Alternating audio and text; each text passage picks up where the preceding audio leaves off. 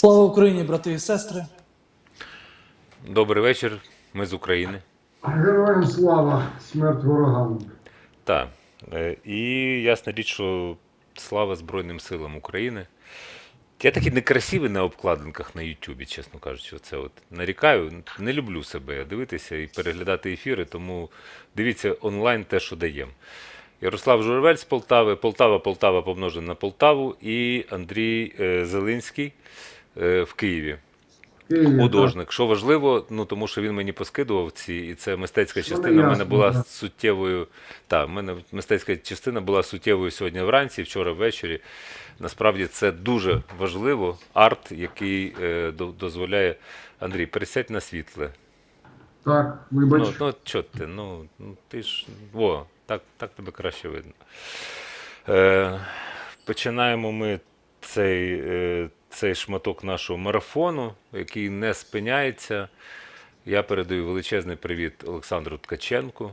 Бажаємо щастя, наснаги на своїй посаді діяльності міністра культури, інформації і що там ще в нього в підпорядкуванні. Хотів сказати просто: Саша, ти мудак. І на цьому завершити свій спіч. Менше з тим. Ми робимо те, що ми робимо, і всі люди в Україні роблять те, що роблять. Зараз нелегкий день. Я чому розібраний? Кажу, що я розібраний. Тому що ми будемо дивитися фотографії з Бучі. Обов'язково.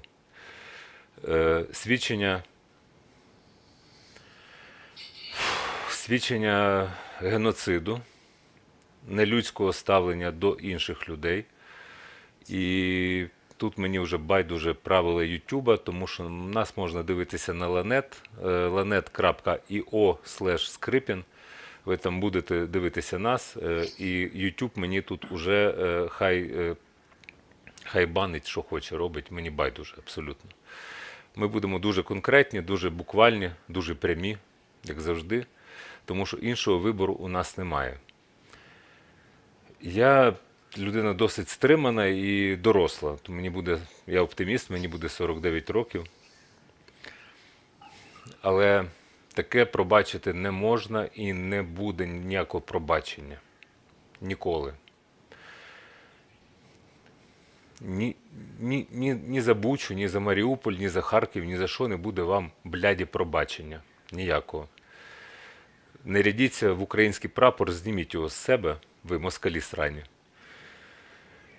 Тому що ви не маєте на це права. Для нас прапор і гімн – це сакральні речі. Це не речі, насправді, це наша сутність. Сутність перемогти неможливо. Ви нас ніколи не переможете, це я вам обіцяю. Я не диванний вояка і поки що не вбив жодного москаля. Але за мене це роблять інші люди, якими я пишаюся. І тому вам варто і треба знати, що ми з вами ніхто. Ви для нас ніхто, ви для нас не існуєте. Вибачте за такий пафосний початок ефіру. Я спробую зібратися, але зараз нагадаю одну пісню, яка дуже важлива, і вона їй вже 8 років, скільки війні. «Никогда мы не будем братьями. Ні по родині, ні по матері».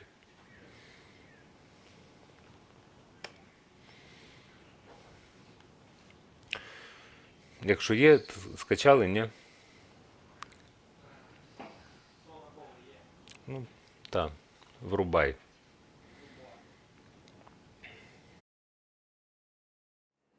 Никогда мы не будем братьями. Ни по родине, ни по матери. Духа нет у вас быть свободными. Нам не стать с вами даже сводными. Вы себя окрестили старшими, нам бы младшими, да не вашими. Вас так много, а жаль безликие. Вы огромные, мы великие.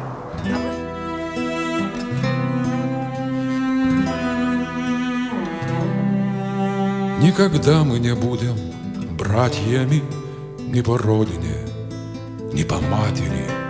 Духа нет у вас быть свободными, нам не стать с вами даже сводными.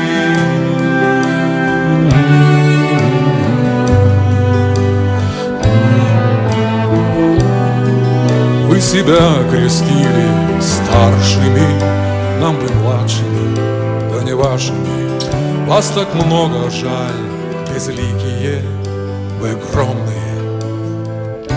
Мы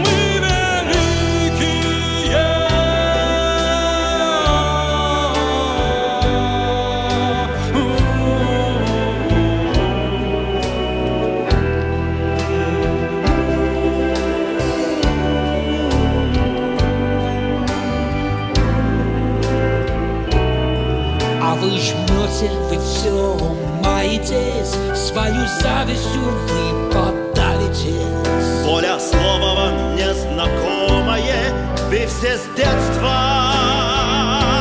в цепи закованы. У вас дома молчание золота, а у нас жгут коктейли Молотова. Да у нас в сердце кровь горячая, что ж вы нам, сородня незрячая?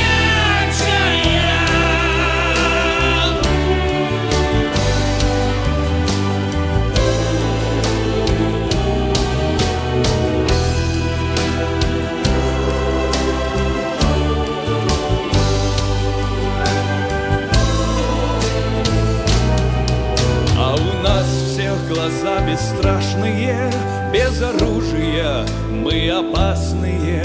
Повзрослели и стали смелыми, все у снайперов под прицелами. Нас коты до колени ставили, Мы восстали и все исправили. и зря прячутся крысы, молятся. Они кровью своей умоются. Вас ждут новые указания, а у нас тут огни восстания. У вас царь, у нас демократия. Никогда мы не будем братьями.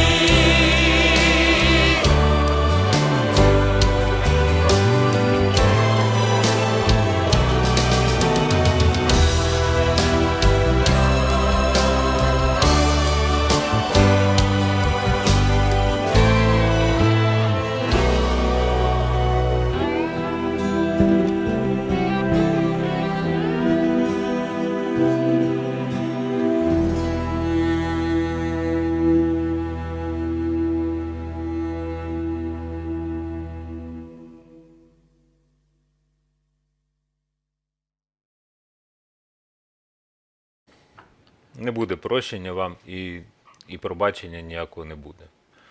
Навіть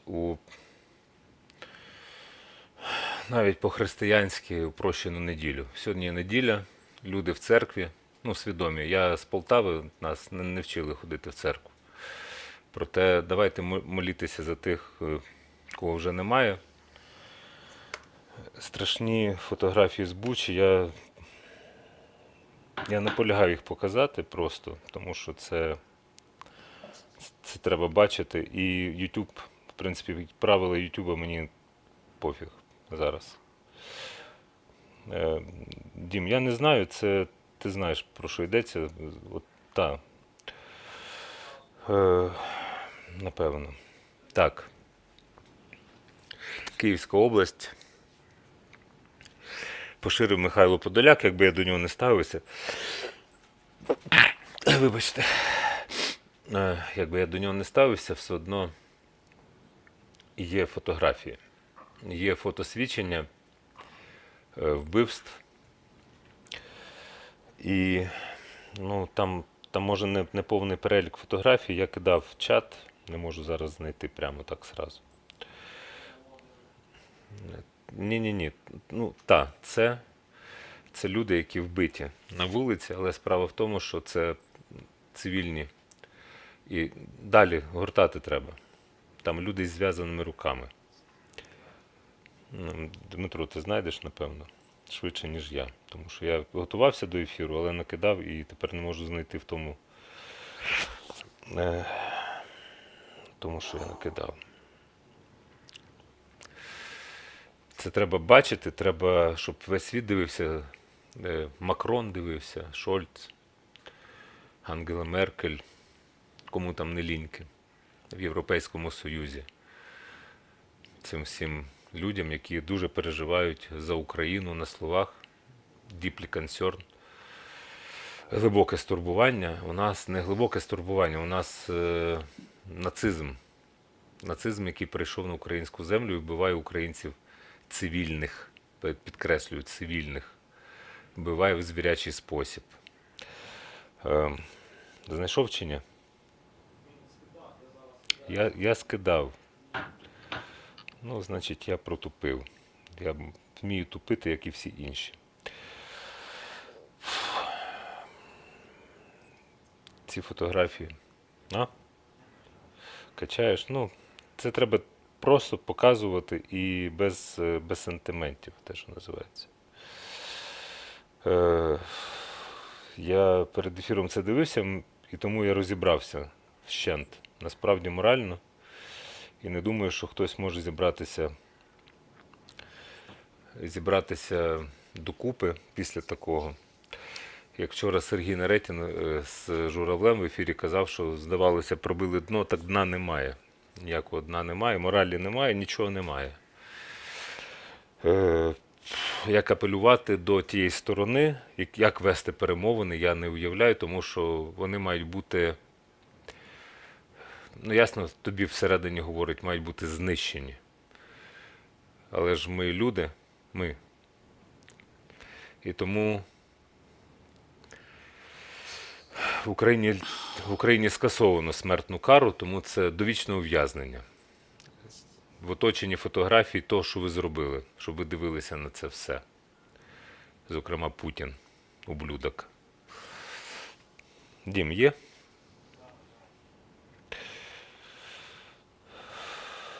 Важко просто говорити. Вибачте за такий стан. Але є як є. То що? Хвилину, каже.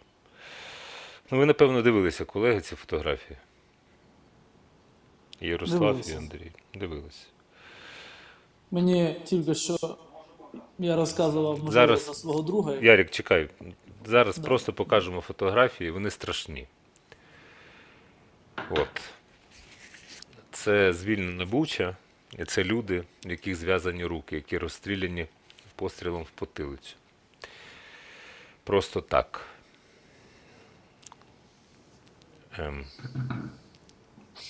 Просто так. Тому що чоловіків від 16 до 65 років просто розстрілювали зі зв'язаними руками. І цілу родину розстріляли теж.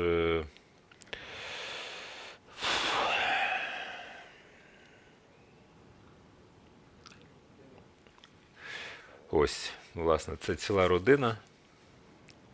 Вони спочатку зазнали тортур, потім їх розстріляли і присипали, господи, піском. Так.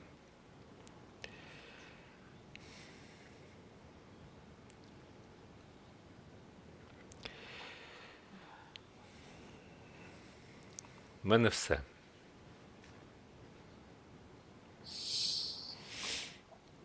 Колись в дитинстві в мене був друг. Він родом з України, з Кобиляцького району. І десь років так 10 він виїхав в Ростов, родичі. І от з початком війни він нічого мені не писав, і я йому нічого не писав. І буквально годину тому він мені надіслав повідомлення, привітавши мене з днем народження. Так, вітаю тебе, І він Ярославе, з днем десь- народження, якщо це доречно. Дякую. У мене От, теж попереду, і- я оптиміст. Так. А ти І от написав він пост, ти мені кажеш, надіслав- тобі 32, і ти оптиміст, але не переконаний, що будеш святкувати 33. Таке не пиши мені, більше ніколи. Добре. Будеш Почекай, святкувати ти дай я 33. я Окей, закінчу вибач. цю історію. Ні, нічого просто. І він оце всі ці дні він нічого не писав, і я морально не міг просто йому нічого написати, тому що я розумів, що я не можу йому писати. І от він мені присилає годину тому фотографію нашу дитячу, як ми з ним в дитинстві, і присилає свого малого зараз, і він мала дитина. І я розумію, що я не можу йому нічого не можу йому нічого написати, я просто йому надіслав фото з Бучі. Я нічого йому більше не писав, просто написав, він надіслав ці фото. І я розумію, що якщо буквально тиждень тому я просто не хотів з ним спілкуватись довго, то от сьогодні я розумію, що я хочу просто вбити. От просто взяти і вбити. Я не знаю, немає ніякого логічного пояснення. Я просто хочу, щоб вони, суки, страждали так само, як і ми, наші громадяни. Це єдине бажання, яке в мене зараз є. І я не знаю, чи я зможу його подолати колись. Я тобі хочу сказати, може Андрій долучиться, все ж таки він як митець має певну інтерпретацію. Я тобі скажу, що цю ненависть, щоб суки страждали, це треба в собі треба це втамувати насправді. Я знаю. Страждати вони не зможуть, вони нічого не зрозуміють через ці страждання. Тому що є поняття катарсису, сльози страждання з розумінням і усвідомленням трагедій і страждань. У них це відсутнє, і будь-які страждання їм будуть як, я не знаю, це як подивитися мультфільм. Це ніяк на них не вплине. Я не знаю, що на них вплине насправді.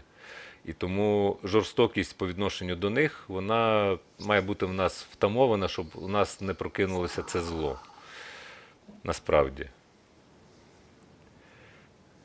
Я теж, в мене все, що є, в мене є сльози, в мене є ненависть, яку я намагаюся там сховати десь дуже глибоко. Бажання вбити ворога, якщо він перед тобою, то ясна річ, що його треба вбити. А нанести йому такі страждання, вони нічого не зрозуміють. Ніколи. Що робити в цій ситуації? Нам треба тримати стрій і бути мужніми. І дивитися на це все з відкритими очима, на жаль. І не забувати. Щоб у вас головне в цій ситуації, на мою думку, головне, коли ти побачиш москаля напроти себе, щоб в тебе не простягнулася рука привітатися рука в руку. В жодному разі. Ти його мусиш не бачити і не вітатися навіть усно. Ніякого доброго дня. Цієї істоти просто не існує. Ігнор – це найстрашніше, що може бути. Це найстрашніша ненависть. Без насилля. Ігнор. Вас не є. Вас не існує. І тому сідати за стіл переговорів нам нема з ким. Дякую. Андрію, не мовчи. Ну так, ви ж висловлюєтесь, я вас не перебував просто. Та перебивай. Ну що, по-перше, я хочу сказати, що, звісно, не потрібно, на мою думку, отаке відчувати і таким ділитися, про що ви тільки що казали, шановні колеги. Бо певним чином вони цього і намагаються, і цим вони живляться. Чому саме так, ми, може, трішки потім, або якось іншого разу поговоримо. Потрібно карбувати те, що в нас є, і те, що, на мій погляд, відсутнє у будь-якої іншої нації. Це така українська лють. Це жорстокий, холодний розрахунок тверезий. Це перше. Друге, ну що я можу додати? Я можу, ти казав як митець, можу ще сказати, що я думаю з цього приводу. Тут написано «Спокійної ночі, малиші», горить вічний вогонь і коцапи піздують в могилу. Цю штуку, ескіз цієї штуки я зробив ще з 2014 року. А 24 лютого є в мене така звичка, не дуже корисна. Я час від часу вночі прокидаюся і спочатку не лягаю, там чай собі роблю, цигарку запалюю, сиджу щось собі думаю, а потім ще йду досипати. Але от 24 лютого я не досипав вже, бо почув, мене чути було, як над Борисполем бабахнуло. От, я це почув, подивився новини, дістав оцей ескіз і почав цю штуку робити, там за кілька днів доробив. А оці штуки я теж робив у 2014-2015 році. Тут трішечки блікує, ну то фігня. Насправді немає різниці. Це чебурашка, чебурашковий анхід. Так, ми з тобою вже говорили, але не всі ж дивляться наші ефіри, тому треба повторитися. Ні, показуй і пояснюй. Ну, що тут пояснювати, да, так. Це такий чебурашка в мене, це кацапи. Чебурашку я почав робити ще в 2014 році.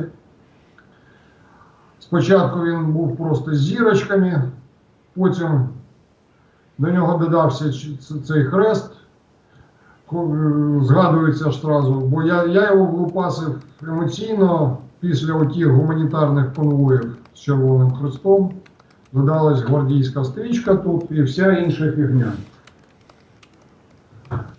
Ну і такого забагато. Насправді я зараз не планував там якось проводити екскурсію по моїй виставці. Це просто ілюстрація. А хотів я сказати дещо інше, якщо я не втомив вас. Ні.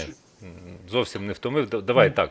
Ти, головне, не будь обережний у дефініціях і не чекай, поки тобі нададуть слово. Це так не працює. Говори те, що думаєш. Зрозуміло.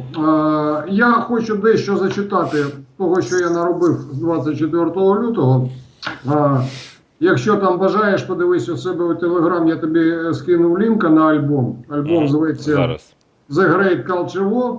Тобто те, що почалося з 24 лютого 2022 року, я особисто ідентифікую як митець, як культуролог, як антрополог, дослідник, як велику культурну війну.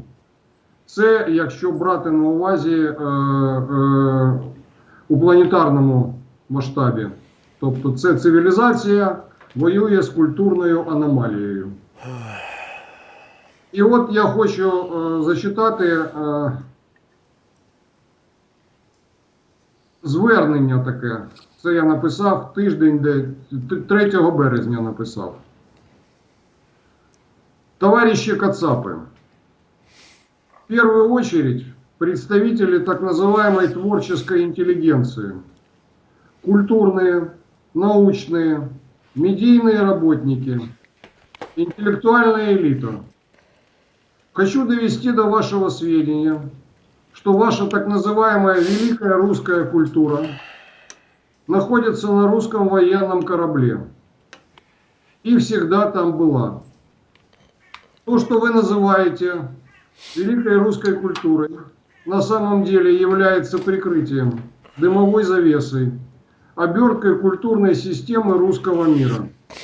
Системы, целиком направленной на внешнюю экспансию, насилие, воровство и мародерство во всех видах и всех проявлениях, материальных и абстрактных. Настало время положить этому конец. Предлагаю вам незамедлительно капитулировать, что означает полное принятие на себя гражданской, национальной и общекультурной ответственности за вооруженное вторжение в Украину. Немедленно прекратите идеологическую экспансию, попытки переложить часть ответственности на политическое или военное руководство вашей страны, а тем более на руководство и народ Украины или других государств. Такие действия больше ни к чему не приведут и только усугубят ваше и так безнадежное положение. Только добровольная и безоговорочная капитуляция даст вам возможность денацифицироваться и получить шанс на существование в культурном пространстве цивилизации. Андрей Зелинский, украинский художник, ректор культурного учреждения «Университет», Київ, Україна.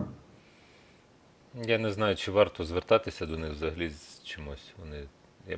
Я вже сказав, що Это не звернення, это от ти казав до перемовин, от мої умови до перемовин. От мої культурні умови. Як буде виглядати денацифікація, я гадаю, ми поговоримо трохи пізніше. Про це є. у нас попереду купа часу ще, 1,5 години точно. На носі новини о 17:30. Але ти дав лінк, я відкрив. І що, спокійної ночі, оце от. Ну там можеш погортати, а можеш на новину, чи можемо... Ні, до новин у нас є час. Просто я беру, показую, і це можна показувати в ефірі, тому що EdPro, прекрасна дошка, це освітня дошка. Ну шкільна. да, ну так зручніше, мабуть. Да, там можеш... Можна вчасту видати в ефір. Я не знаю, Да. NDI працює, ніби запустив. Вчасту можна. Вчасту можна. Я погортаю зараз. Можна дати NDI? Так, звісно, NDI звісно. в ефір. Ну, тобто, EdPro в ефір. Я включив NDI. Ну, перед ефіром треба було перевіряти. Тричі натиснув NDI і... Є? Нема. Нема? Ну, то таке. Рухаємось далі, а потім Ну, розберемося. давай розберемося. Ясна річ, що там ти кажеш погортати. Окей, я гортаю. Я просто показував вже графіті інших художників, які ти скидав. The Great Cultural War.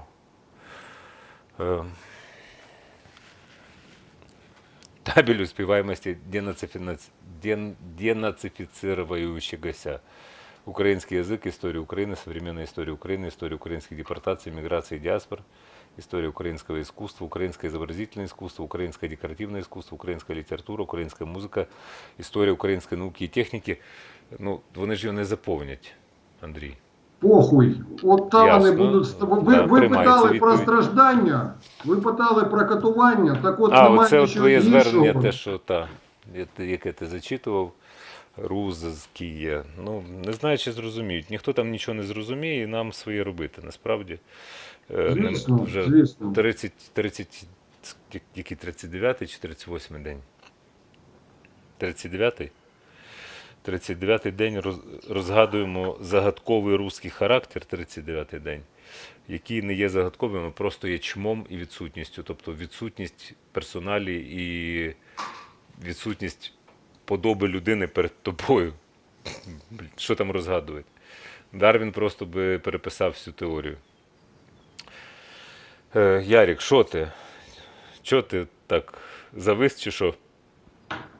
Чи в тебе слова скінчилися, як і в мене? Ярослав. А в мене якраз, вибач, в мене якраз був дзвінок, і я тому що ясно. я не навчився вимикати цей телефон, щоб був інтернет і мені ніхто не міг дзвонити. Ясно. Добре, давайте, друзі, збираємося докупи, морально в тому числі, тому що час на новини, 17:30. Послухаємо новини в сухому залишку, те, що називається, або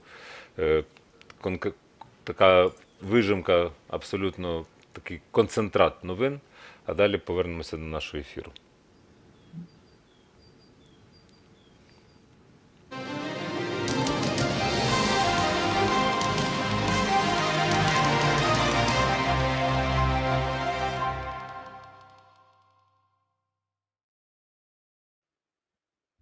Вітаю, в етері новини. Для вас працює Устим Корда, неділя 3 квітня на календарі. Триває 39-та доба повномасштабної війни кацапського скота проти України.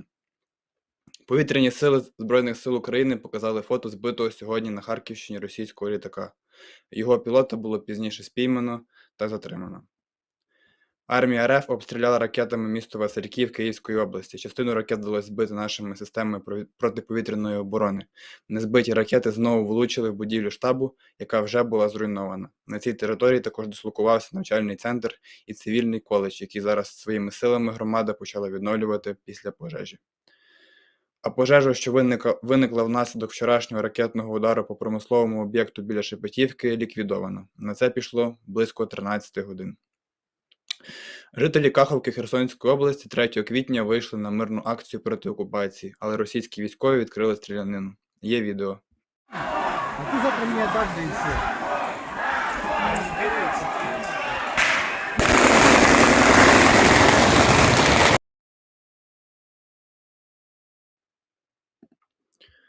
Місто Чернігів знищено на 70%, повідомив міський голова Владислав Атрошенко. Він заявив, що його лякає затища, адже місто потрібно відбудовувати, а противник може повернутися. Проте він додав, що в регіоні триває зачистка від окупантів і розмінування. Місто зараз нагадує Бучу та Маріуполь. Дмитро Кулеба закликав місію Міжнародного кримінального суду приїхати до Бучі для збору доказів воєнних злочинів росіян. Ми все ще збираємо та шукаємо тіла, але рахунок вже пішов на сотні. Мертві тіла лежать на вулицях. Вони вбивали мирних людей, знаходячись у цих селах і містах, і також відходячи з них, заявив голова МЗС. Натомість голова Європейської ради Шарль Мішель написав, що шокований зображеннями звірств російської армії на Київщині. Подальші санкції та підтримка від ЄС вже на шляху, заявив Шарль Мішель. А в Україні через вторгнення Росії вже зруйновано 23 тисячі кілометрів доріг. Це понад 13% загального протягу. Крім того, знищено 273 мости, шляхопроводи і тощо. Загальна сума, яку ми вже підрахували, становить 874 мільярди гривень. Іншими словами, це сума на відновлення зруйнованих у часи війни техногенних споруд та доріг, у тому числі 835 мільярдів гривень на дороги і 39 мільярдів гривень на мости, повідомив перший заступник Укравтодору Андрій Євко. На цю мить в мене все. Підписуйтесь на телеграм-канал UMN та фейсбук-сторінку UMN, посилання на які є в описі. Ставте вподобайки під цією трансляцією та підписуйтесь на YouTube канал Ukrainian Media Network. Дякую за увагу. Бережіть себе та рідних.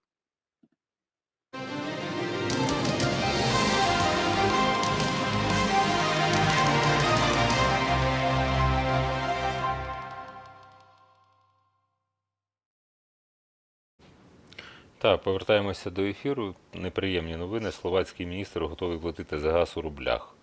Міністр економіки Словаччини Ріхард Сулік заявив про готовність країни оплачувати поставку газу у рублях, як того вимагає Російська Федерація. Ми не можемо себе забезпечити іншими джерелами газу. Щоб не домовлятися від газу, ми будемо платити російською валютою, якщо не домовимося про інше, заявив Ріхард Сулік. І Словаччина – це член Євросоюзу.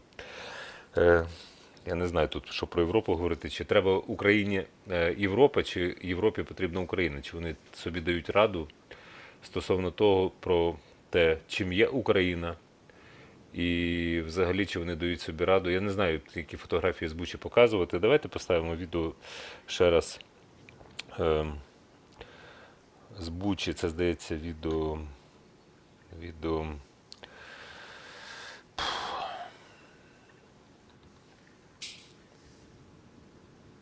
Зараз хвилину.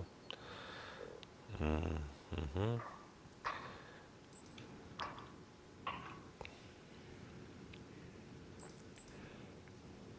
Так. 42.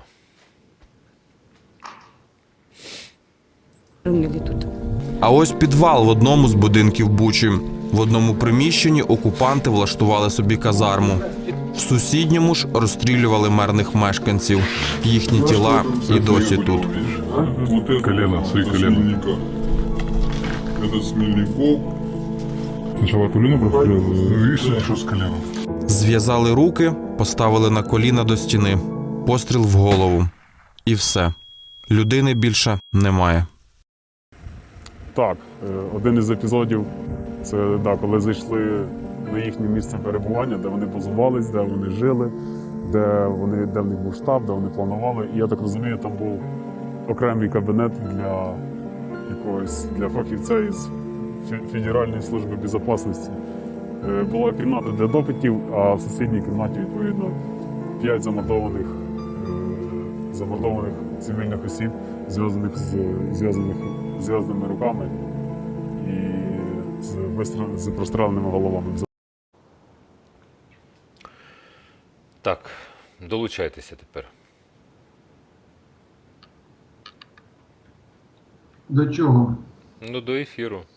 Якийсь тренд задавати треба комусь, якщо у вас є якісь намітки, тому що насправді в мене, не знаю, я вичерпаний в цьому плані. Я не знаю, що говорити, і не знаю, як. Наша місія мотивувати людей насправді зараз. Цей марафон це для, по-перше, свідчень цих злочинів, по-друге, це мотивація людей, щоб вони не втрачали спрагу до життя і смак життя. Це дуже важливо. І збирали себе докупи. Так що сподіваюся, чесно на вашу... кажучи, я в першу чергу зараз шукаю мотивацію для себе. І лише можу поділитися роздумами в цьому напрямку. Мені здається, що як мінімум мотивацією може бути те, що ми маємо, ну як би це не звучало пафосно, помститися. Це як мінімум одна причина, щоб не впадати в якусь прострацію і рухатися далі. Інше питання, а що саме робити? Що саме ми можемо зробити для того, щоб мати можливість помститися? Це складно. Це складно збирати себе зараз докупи, так би мовити. Але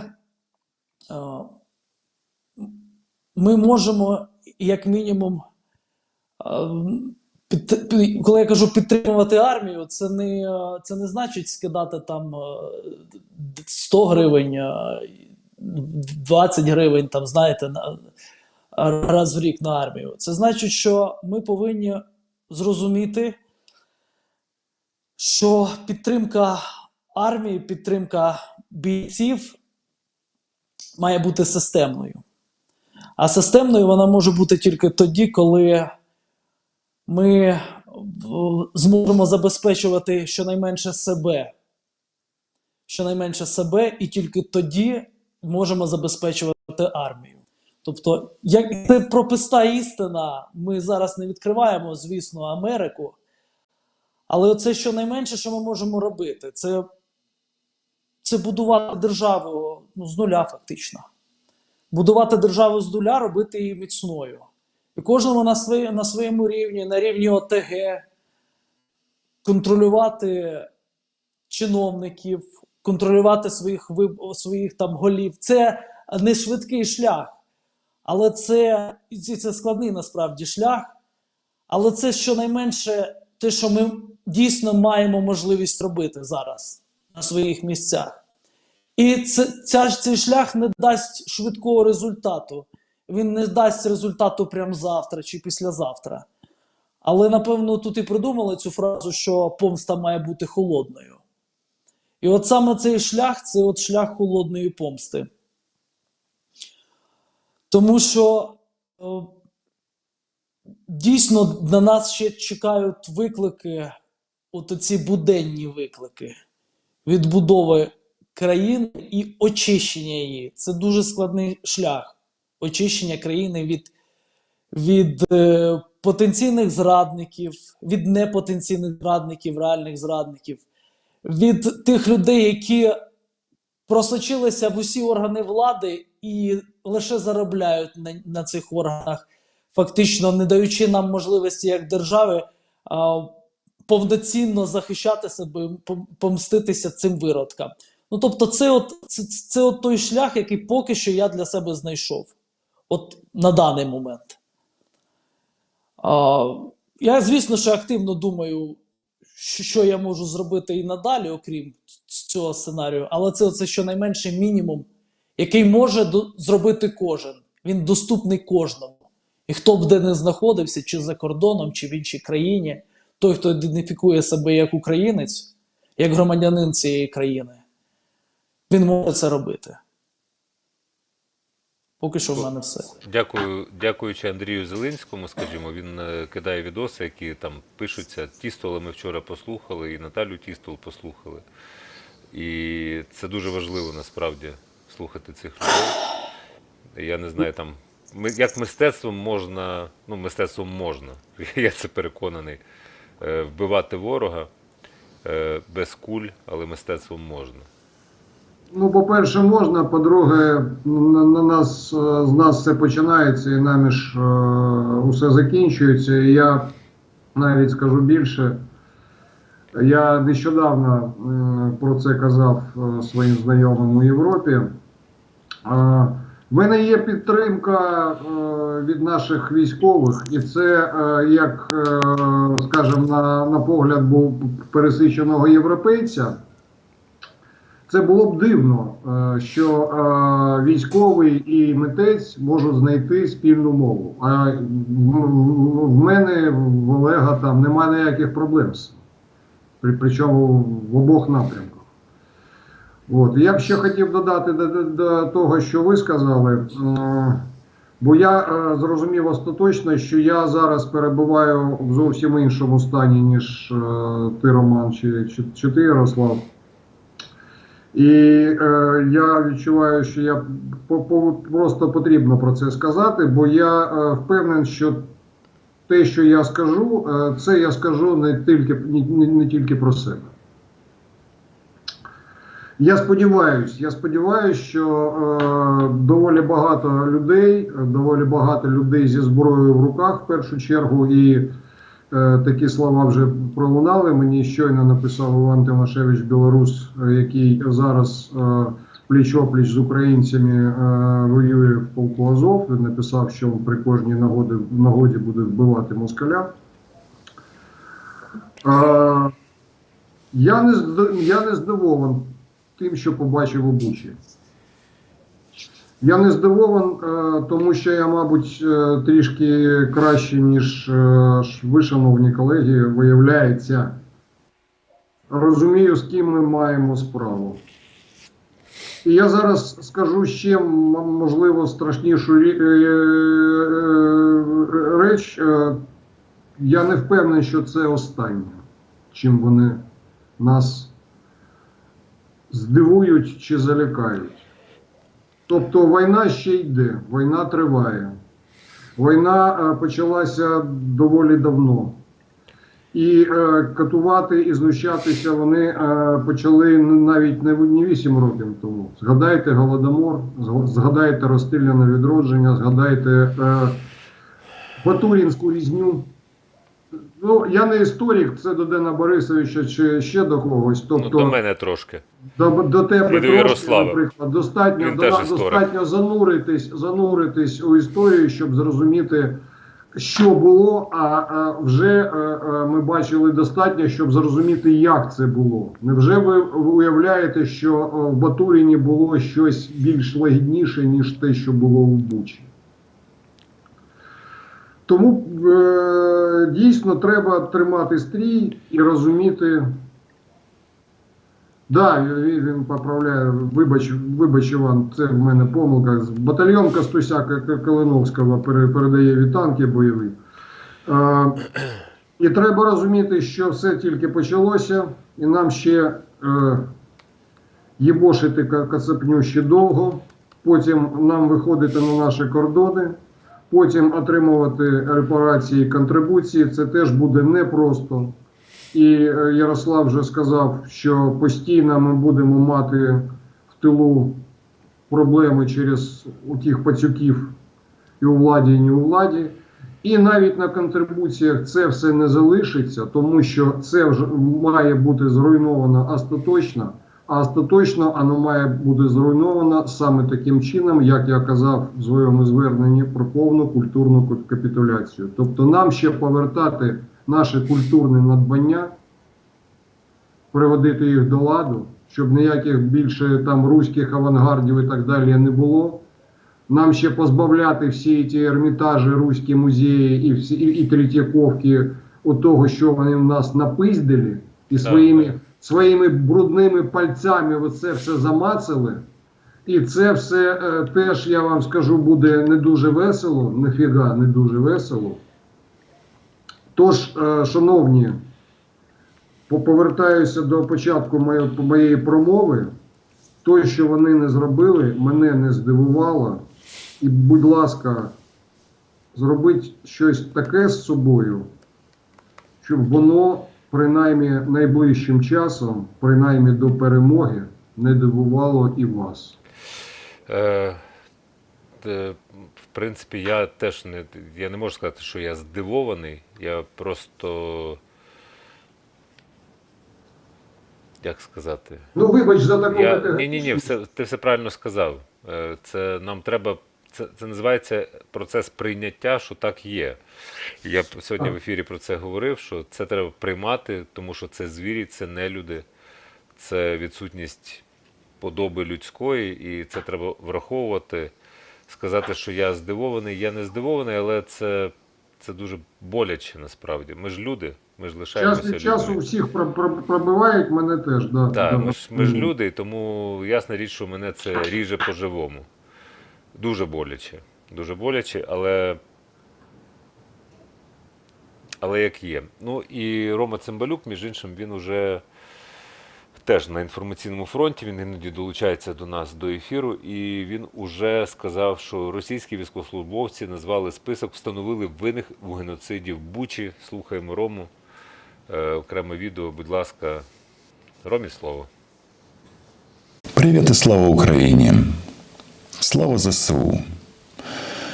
Сейчас мы все испытываем праведную лють.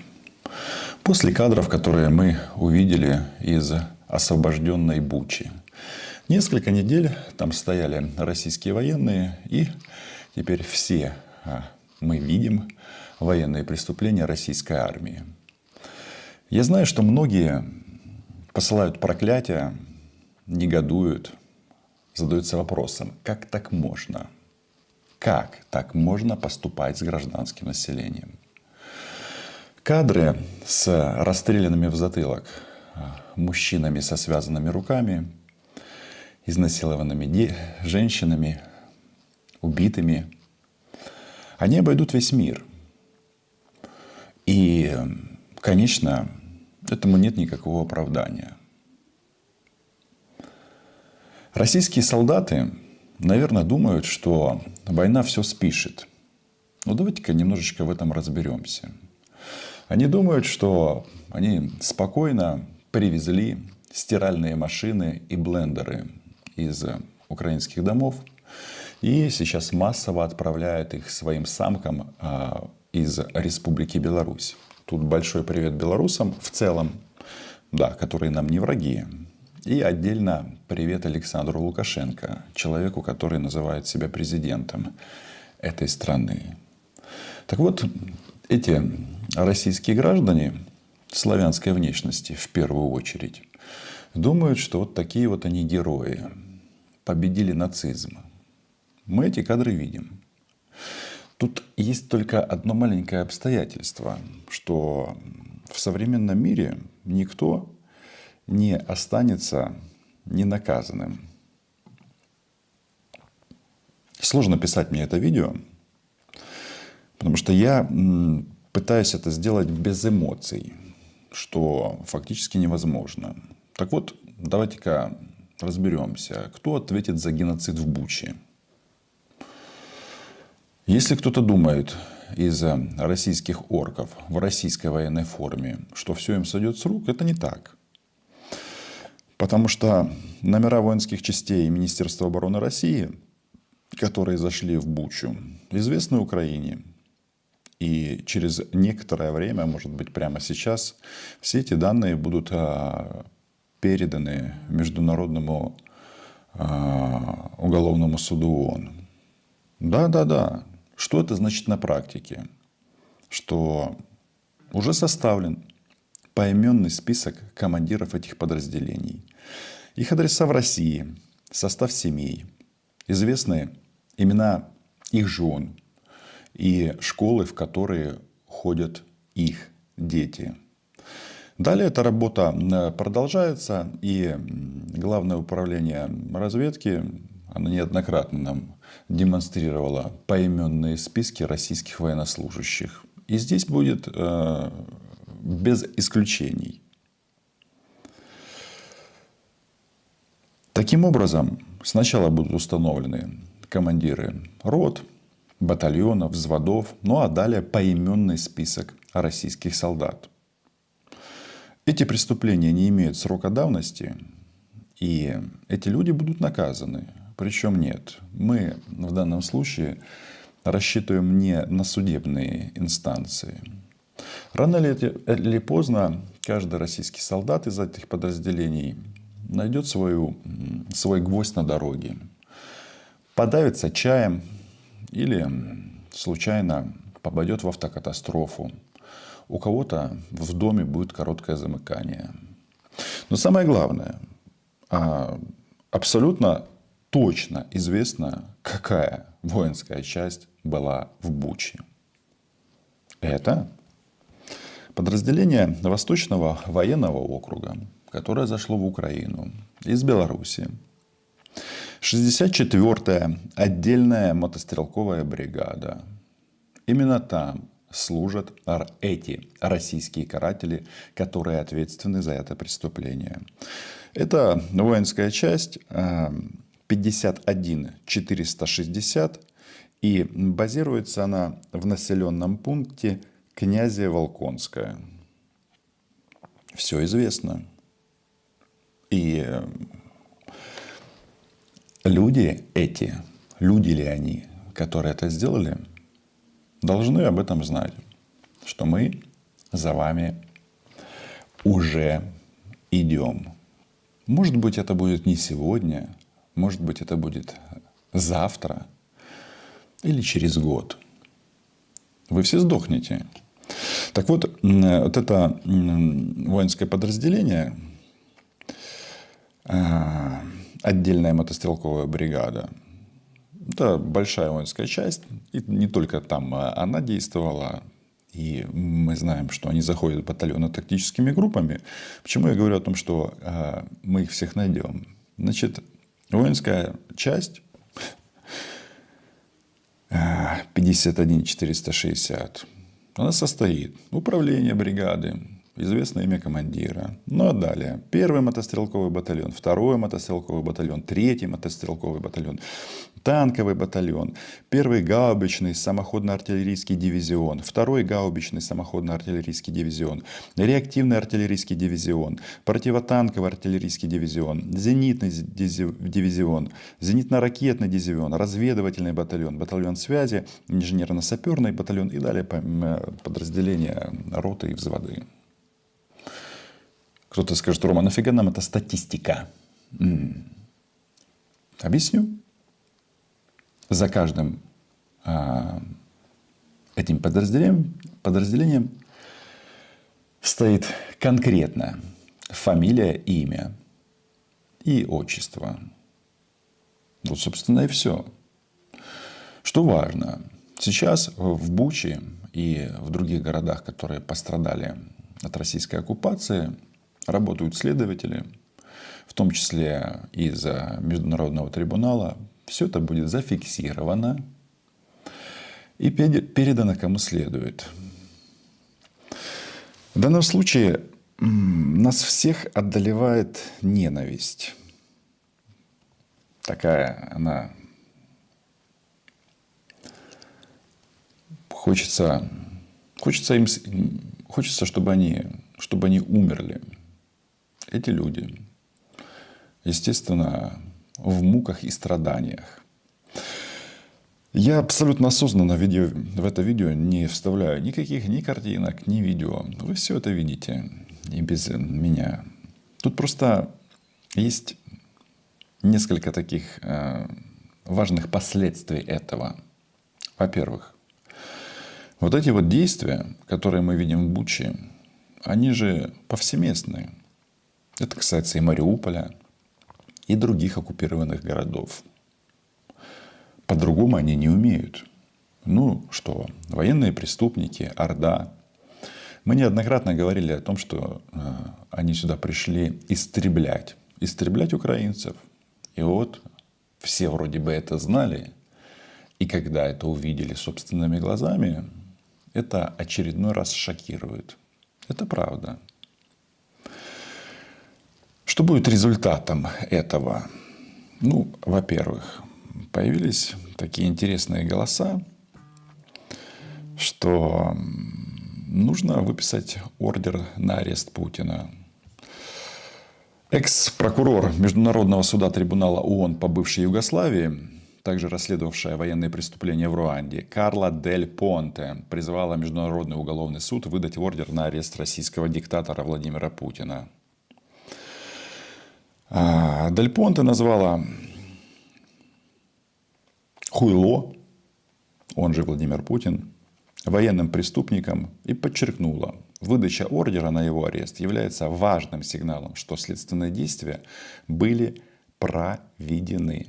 Однако такие действия не обязательно означают, что глава Кремля будет взять под стражу, добавила она. С другой стороны, знаете, военные преступники в Югославии тоже думали, что их это минет.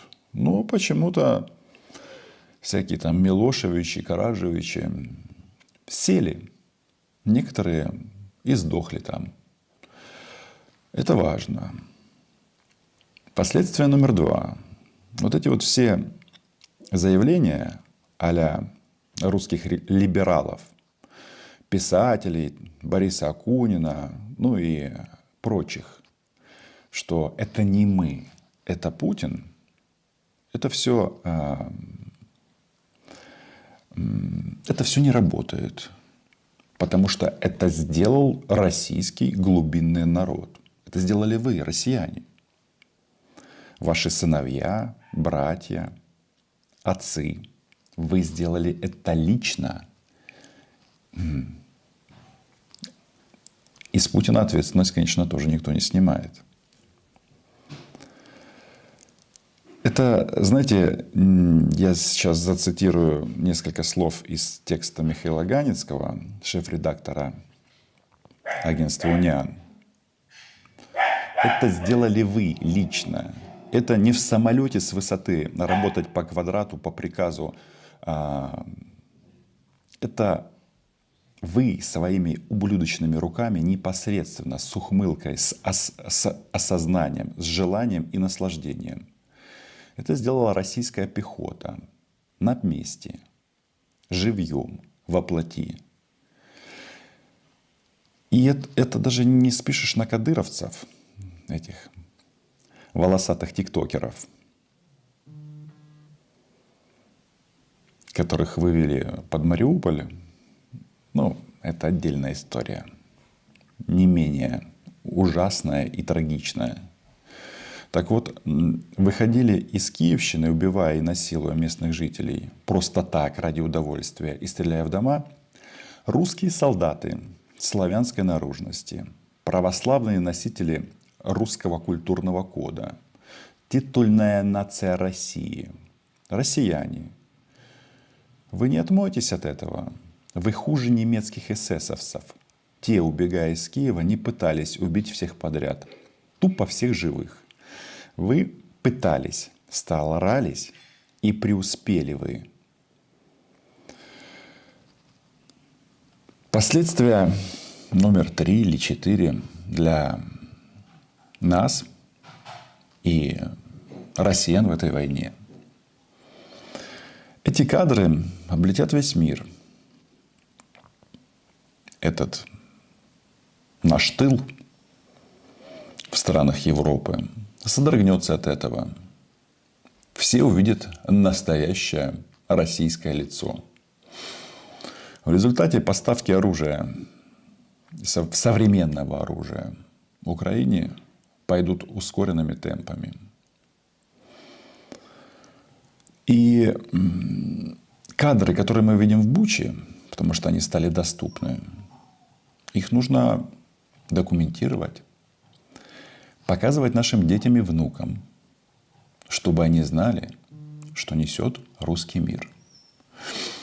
Эту ненависть нужно воспитывать с детства, потому что если мы будем играть в добреньких, они снова придут и снова убьют. Вот, собственно, все. И, кстати, насчет воинских частей, где кто стоял. Вот у меня есть такой вот предварительный список. Я его сейчас не буду цитировать, но Буча, 64-я отдельная мотострелковая бригада, Хабаровский край.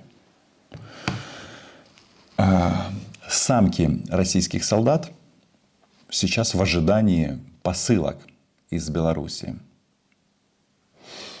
Когда будете пользоваться украинскими блендерами, одевать на себя сережки, колечки, которые пришли ваши пришлют вам ваши солдаты, это будет проклятием для вас и ваших детей. Подписывайтесь на канал. Смерть российским оккупантам. Слава Украине. Украина была, есть и будет.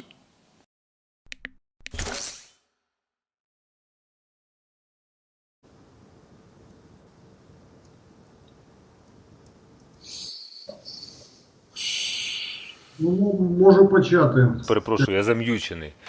Кажу, що можна додати бути справжнім важливо, моє гасло, мого проєкту, і називати речі своїми іменами, це правильно абсолютно. Я тут Рому підтримую, хоча Рому зараз змішують з лайном, ФСБшний агент, так само як Альону Васильєву змішують чомусь з лайном.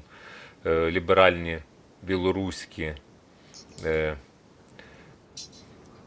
хуєсоси, коротше, блядь. Ті, що працюють на Белсаті, чувак, змішує з гівном і Олену, і всіх інших, і поставив собі на аватарку прапор України.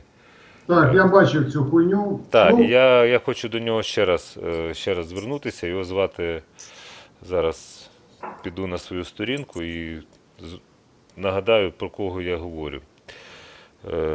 Я йому написав, що ти давай знімай. Дорога Віа, в нього там на аватарці український прапор. Чуєш поц в маміних трусах, знімай український прапор і далі роби, що хочеш. Він не твій, він наш.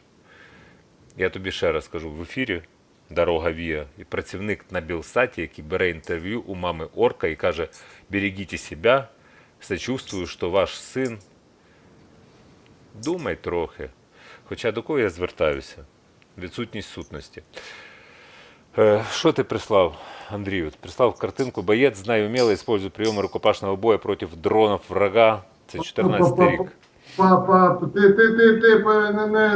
Ти дуже швидко все робиш. Я не встиг сказати, що до чого, а ти вже і на картинку пішов. Я швидко все роблю, це правда. Така в мене робота. Угу. Ну от. Ну, мені можна сказати вже? Треба. Дякую. Ну, по-перше, продовжу просто тему про білорусів. Фактично 2 слова, бо в мене тут синхронно менеджери пишуть з батальйону Костуся Калиновського. Не всі білорусі такі, як той поц, про якого ти згадав. Батальйон Костуся Калиновського зараз проводить зачистку саме у Бучі. І саме від них я казав, що вони при першій же нагоді будуть вбивати москаля. От, це перше. А друге, поки от Цимбалюк говорив, я думав над тим питанням, котре ти поставив, чи може мистецтво вбивати. І щодо конкретно моєго мистецтва безсмертного в цьому сенсі. І я знайшов відповідь і на те, і на друге питання доволі швидко. Якщо вам цікаво, можу поділитися. От я вже і почав ділитися, ти показав картинку. По-перше, якщо взагалі казати, то ми можемо почати згадувати ще з Леонардо да Вінчі, який намалював Мону Лізу. Мені треба прогортати, чи як? Ні, почекай, ну трішки почекай. Ну, Господи. Дякую. От, який спочатку там і малював Мону Лізу і малював танки при цьому. Тобто танки, які потім стали танками. От. А стосовно мене, я почав нас усіх готувати ще от у 2014 році, і в мене багато з цього приводу робот. От, наприклад, в мене тут стояла щось в мене не бачу. Тут Б-2, літак, якого не можна побачити, бомбить Кремль. Про що це? І таких робот в мене забагато. Про що це? Про те, що європейці звикли до такої моральної концепції війни, коли кожен з воюючих боків дуже береже життя своїх солдат, а солдат іншої сторони, звісно, не рахує. Але кінець ХХ століття і в першу чергу товариші Кацапи довели нову моральну концепцію війни, з якою нам довелось зіткнутися і про яку я саме і кажу. Це така моральна концепція, коли ми бережемо, коли нам безцінне, немає ціни життя кожного з нас, кожного з наших воїнів, кожного з наших мирних мешканців. А наш ворог не рахує за втрати не свої втрати, не тим більш наші втрати. Але це культурна війна. Любі мої котики кацапи, блядь. Це культурна війна, і ми вже цю концепцію моральну перетворюємо на іншу концепцію. Це концепція, коли ми не несемо втрат взагалі, чи майже взагалі, і нам похуй на ваші втрати. От саме та картинка, яку ти відкрив, вона про це. Про те, як ми їх будемо вбивати, я це малював ще в 2014 році, і насправді так ми їх і вбиваємо. От коли з нашого боку їбашать дрони, а ворог всирається, ви кацапи всираєтесь, бросаєте свою зброю, кидаєте і втікаєте. І в мене є ціла серія з 2014 року, і оця картинка, вона з цієї серії, вона називається ГТО, ця серія. Я тобі наступного лінку збросив, там усі картинки можна побачити інші. От. І я ніколи не казав, як розшифровується ГТО, бо начебто всім було зрозуміло, що таке ГТО, це там... Гражданське. Насправді я для себе її так назвав ще влітку 2014 року, ще до кіборгів, тільки все почалось. Вона розшифровується як «готовтесь, труси, обісратися». Цікавий підхід. І Ярик, вибач, що ти сьогодні мовчиш, ясна річ.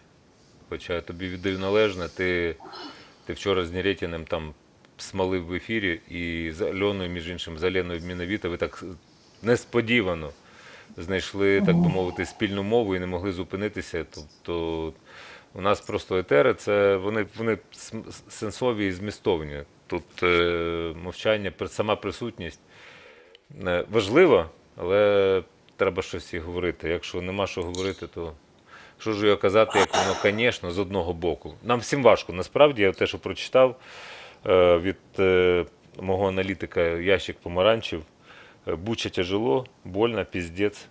Это не должно вводить нас в істерику. Ну, правильно. Тобто нам боляче, надзвичайно важко. Істерики ніякої не буде.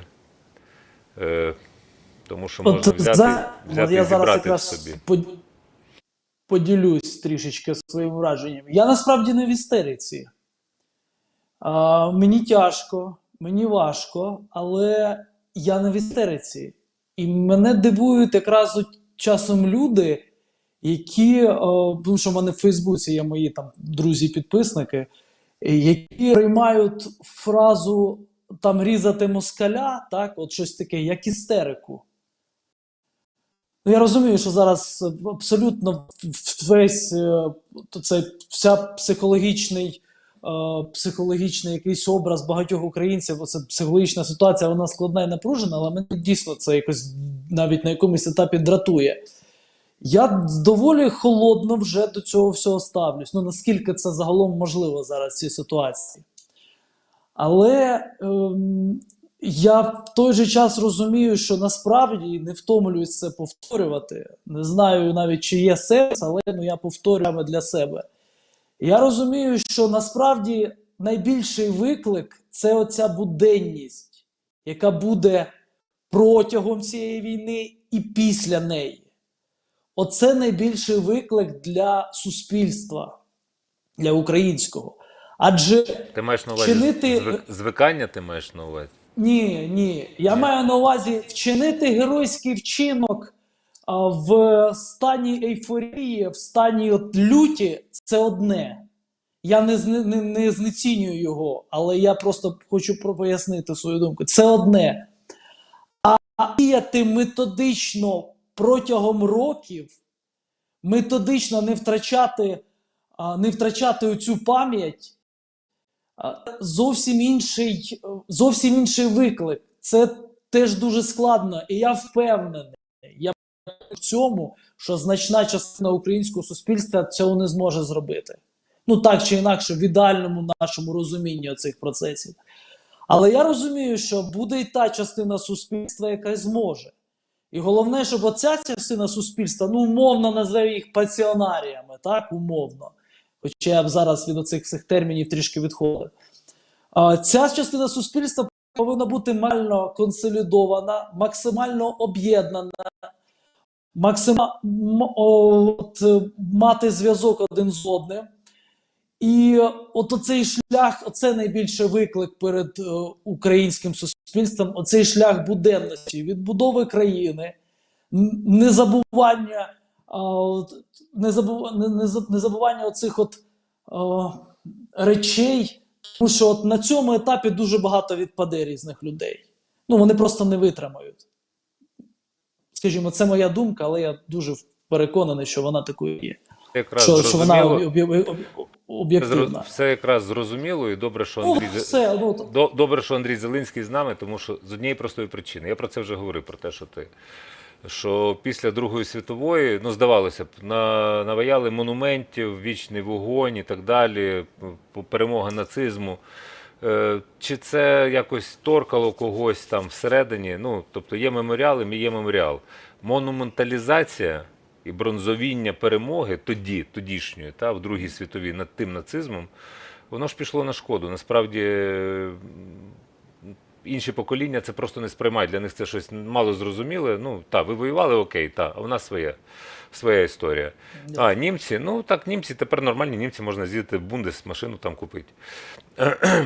І тут важливо, з точки зору мистецтва, якраз, я тут до Андрія якраз апелюю, як передати далі іншим поколінням в Україні без бронзовіння, без монументалізації, без зайвого пафосу, увесь біль народу, який ми зараз переживаємо, який переживаємо вже 8 років. Так, щоб люди розуміли, що було автоматично «русський, ідеш нахуй». І все, і на цьому закінчується діалог. Без всяких там сентиментів, чогось іншого. З однієї простої причини, тому що це є цивілізаційна небезпека. Війна не триває 8 років, Андрій правильно говорив, війна триває вже понад 300 років. З руйнування Великого князівства Литовського, тому що воно муляло, тому що це демократична держава. Московське князівство, все, чим воно займалося, потім назвало себе імперією, воно нищило право на цій землі. І Ден Борисович про це говорив, що останній з, скажімо, законів Великого князівства Литовського вони ліквідували в 29-му році, 1929-му. Але це було постійне винищення свобод, гідності і розуміння волі як такої. Ми в цьому з ними зовсім різні. Абсолютно різні. У них немає природнього відчуття необхідності свободи. У них немає відчуття гідності. Ну, це просто факт уже, який ми розуміємо. Те, що відбулося в Бучі, ну, всі жахнулися, так. Але, знаєш, європейська політика, вона досить цинічна, вона паскудна. І я б тут запропонував зараз, знаєте, зараз досить таку, що називається, антисистемну штуку. Ми вже сьогодні дивилися епізод з фільму «Так, пане прем'єр-міністр», а натомість є ще один епізод, там 2 серіали «Так, пане міністр» і «Так, пане прем'єр-міністр». Британський серіал 80-х років. І є один епізод, який пояснює ставлення британців до Європи. Якщо ми зараз будемо говорити про тих, хто нас підтримує, в мене є ще аналітика, яку я маю зачитати, і там, власне, про Європу, то якщо можна, Ти ж показати. питання до мене начебто поставив і вже Ми перейшов. повернемося, Андрій, я ж накидаю порядок денний наперед. Зрозуміло. Ти просто не включався в ефір. У мене все в голові є. Ми повернемося, що робити з цим. І зараз Тобто мені, а я як той, знаєш, як відмінник, в мене вже є. Ні, я розумію. Так. Рубай. Вибач, перепрошую, але Серіал порядок денний супер. накидаю Взагалі наперед. Я розчарований, що фанатів цього серіалу так небагато. Я вважав, що його всі знають. Ні, не всі. Ми сьогодні дивилися там епізод про ядерну кнопку, а зараз ми будемо дивитися епізод про Європу. Я вас слухав тоді. Це... Рубайте. Димон, 53. Неужели Министерство иностранных дел не понимает, какой вред это принесет европейской идее? Уверен, что понимают, поэтому и поддерживают ее. Но ведь Министерство иностранных дел за идеей Европы, не так ли? И да, и нет.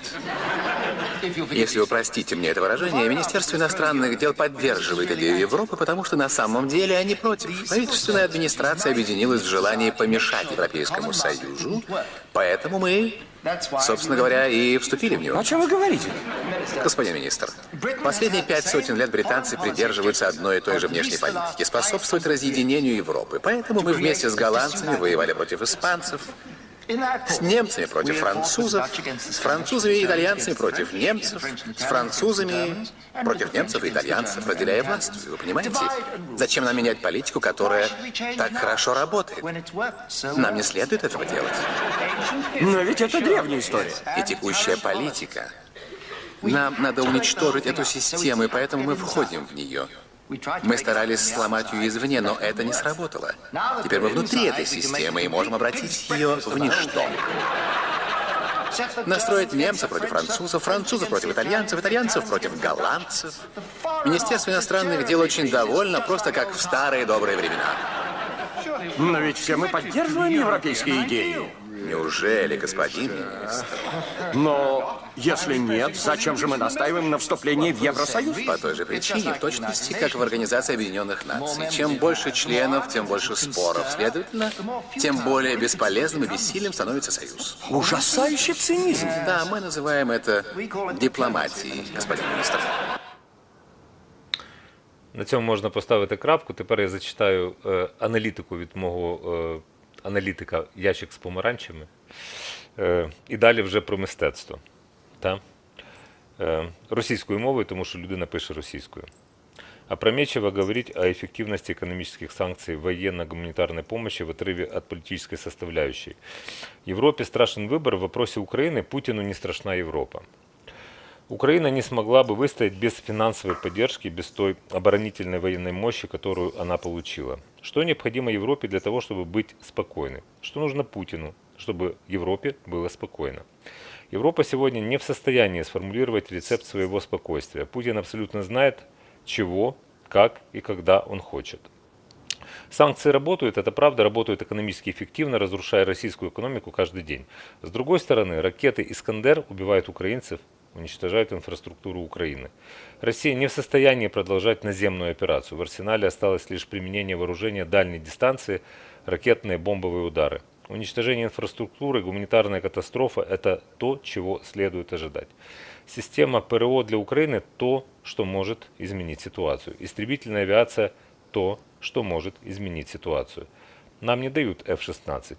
Уверен, что украинские олигархи найдут в копилках средства на приобретение самолетов F-16. Если голландские и норвежские правительства продают свои старые F-16 американской частной компании Draken International, что мешает продать их украинской частной компании? Украина готова услышать любой ответ от евроатлантического сообщества, лишь бы он был однозначным и четким. Пожалуйста, дайте нам ответ. Да или нет. Мы не хотим ничего, мы хотим просто ответ на вопрос. Мы получим от вас щит, мы не просим меч. Нам нужен ответ. Любой. На цьому крапка. А далі вже про мистецтво. Дякую. Ну я про все. Насправді я теж спробую про все. По-перше, трішки хотів би зазначити, Ярослав, я з тобою зовсім не сперечаю, цілком згоден не підтримую, але я знаю, що от такі люди, які вже зрозуміли і почали жити в форматі буденності війни, буденності, відбудови. По-перше, ну, в останні 8 років такі люди є, таких людей багато і серед військових, і серед волонтерів, і серед ще й не волонтерів тощо. По-друге, знов же там історія, і от зараз я перейду на мистецтво. Як тільки ми туди зазираємо, ми бачимо, що нам в культурі це притаманно, бо ми тільки цим і займалися, що відбудовували, да, відбувалися, то відбудовували. А тепер стосовно, це така невеличка ремарочка, вибач, якщо що. От, стосовно мистецтва. Ну, по-перше, Ром, ти ж змішуєш кацапський соцреалізм, да, з монументами. І, ну, коли казав то, що збудували після Другої Я кажу, що це неефективно, це помилково, так не треба робити. Да, так ти сказав, що це начебто мистецтво. Це взагалі помилка. Тобто у кацапів мистецтво... Хвилиночку. Я сказав монументалізм, я не сказав мистецтво. В принципі, це гидкий, бридкий монументалізм, який, в принципі, знелюднює зовсім всю трагедію. Звісно, але цей монументалізм – це фрагмент того, що кацапи видають за мистецтво. Тобто, я б взагалі це не брав на увазі, але якщо це ти згадав, то отже, куди воно йде, я саме це намалював. Дивись, я внесу ясність, скажімо, є різні способи донести до нащадків я розумію, дозволь я закінчу. Весь трагізм. Ну, просто я беру зараз, вибач, я зараз братиму до прикладу німців. Якщо хтось був в Берліні, то там є меморіал пам'яті Голокосту, тобто винищення євреїв під час Другої світової війни. Що він собою являє? Ну, я зараз загуглю, вам покажу. Це геометрична історія, тобто там немає нічого монументального зовсім. Ну, покажу. І це різниця підходів. Тобто є пам'ятник винищеним євреям так само в Будапешті, оці от взуття на набережній. І це ніяк не можна порівняти там родина мать, яка стоїть в Києві. Там. Так навіщо взагалі, я про те кажу, навіщо ти взагалі в нашу розмову вплетаєш цю хуйню під назвою Велика Руська культура. І якби ти мені дозволив закінчити речення, я гадаю, що ти б мене зрозумів. Ну, давай. Дякую. Я вже згадував про це. Тобто, я не просто так казав про повернення награбованого, бо насправді, якщо б замість оцього монументалізму було то, що насправді є авангард, то, що кацапи звуть руським авангардом, да, насправді є фактично на 90% український авангард, українське мистецтво. Оце, що називається розстріляне відродження, якби на цьому місці був Архипенко. Це німці відпочивають, там, принаймні у питанні геометричних форм, якщо ми згадуємо Архипенко.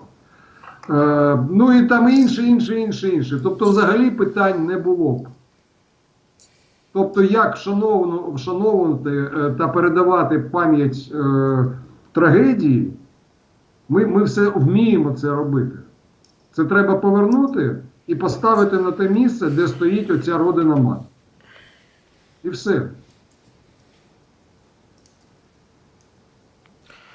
Приймається. Я, знаєш, я почув, але рішення все одно буде громади місцевої. І там людям треба усвідомити, тому що завзятих борцунів їх дуже... Добре, я закінчу тоді, ще продовжу точніше. Так. Ну так це ж і є процес. Знов же, це то, про що я тільки щойно казав, що повертати не тільки кордони, повертати не тільки гроші контрибуції, а повертати нормальну українську культуру. Це по-перше. По-друге, ще раз переслухай Кістола, мудра людина, він все каже, як так треба. Кожний українець – це є художник. І художника в нас забагато вже є. І художники, вони своє не роблять. А справа громади, да, в тому, щоб цим пацюкам, знову ж про яких, це ж не художники будуть ці монументи встановлювати. Це буде встановлювати ота потвора, яка сидить на місці там середнього чи нижчого чиновника, яка буде розуміти, що на цьому монументі, де там 100 тонн металу, можна нормально попілити бабла. І якщо громада дозволить пілити, але це, вибачте, не про мистецтво питання вже. Це вже питання про те, як там громадськими коштами розпоряджатися, мені здається.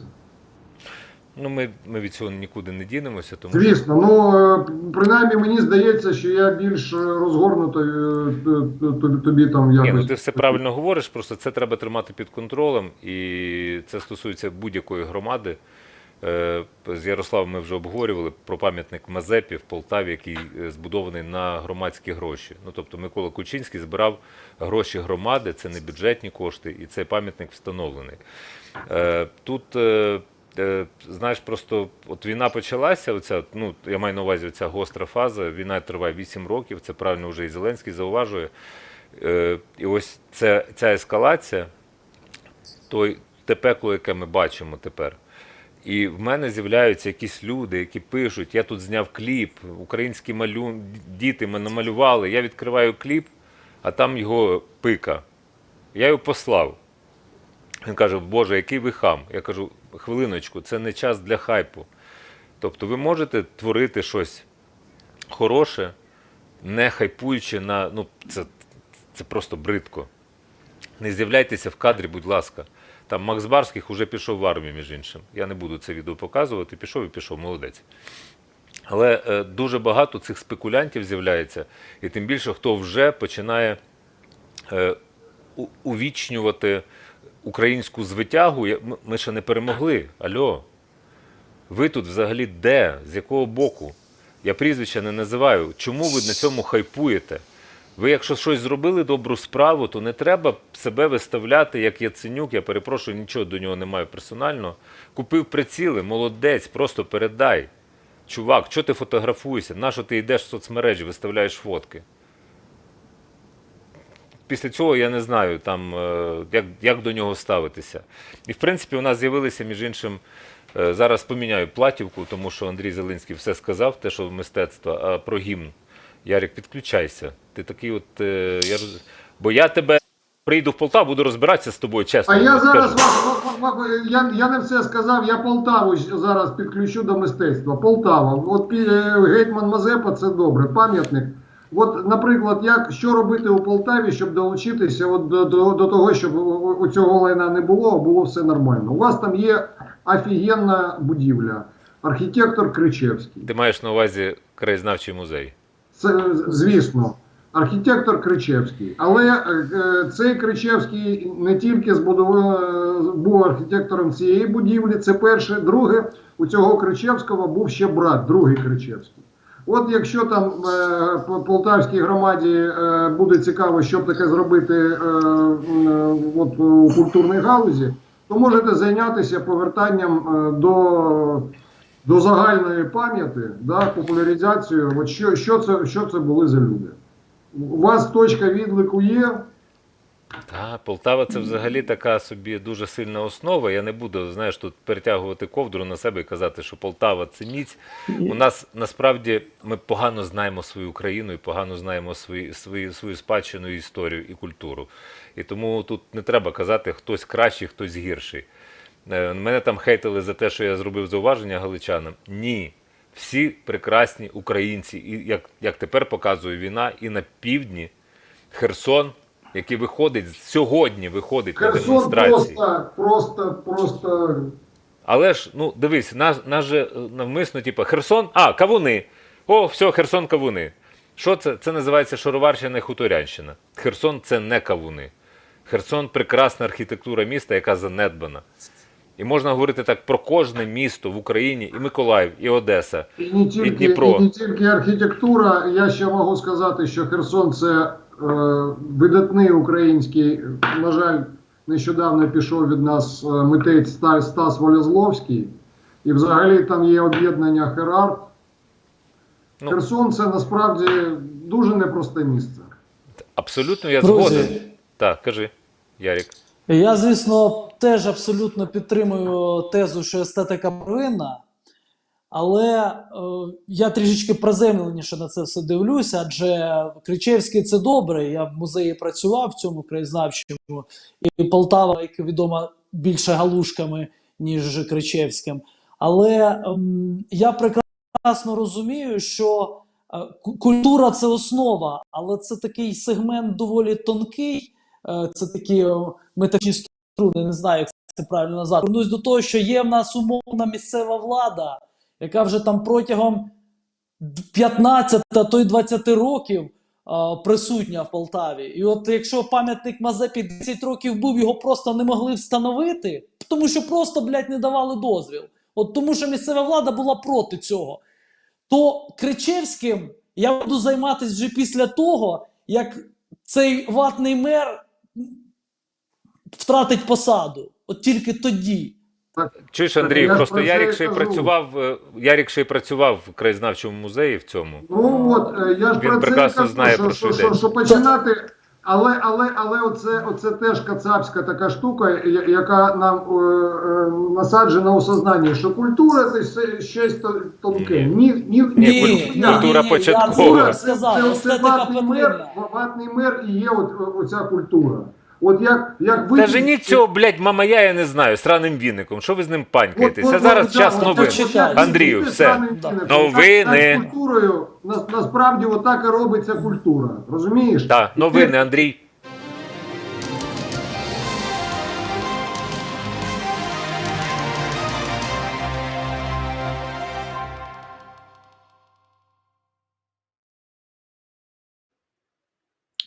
Вітаю, в етері новини. Для вас працює Устим Корда, неділя 3 квітня на календарі. Триває 39-та доба повномасштабної війни кацапського скота проти України. Володимир Зеленський прокоментував звірства російських військових в Бучі. Цитую. Бухарест. Декларація саміту НАТО. 3 квітня 14 років тому. Був шанс запобігти, щоб Росія не прийшла. Буча, Київська область. Зараз. Росія прийшла.